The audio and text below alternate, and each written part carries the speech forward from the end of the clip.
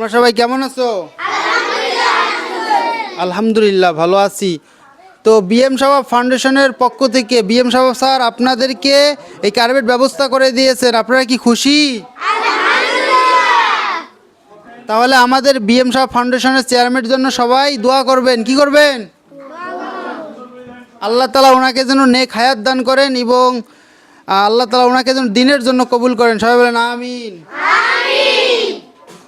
আমাদের বিএম সাহেব ফাউন্ডেশনের চেয়ারম্যান, উনি সারা বাংলাদেশ, শুধু বাংলাদেশ না, বিভিন্ন দেশে উনি মানবিক কাজ করে থাকেন। আল্লাহ তাআলা ওনাকে সারা বিশ্বময় কবুল করুন, দিনের জন্য কবুল করুন।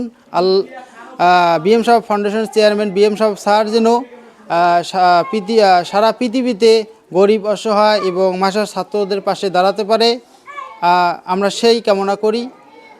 আল্লাহ তাআলা ওনাকে নেক হায়াত দান করুন এবং বেশি বেশি গরিব, অসহায় মাসার ছাত্রদের পাশে দাঁড়ার তৌফিক দান করুক। আমিন।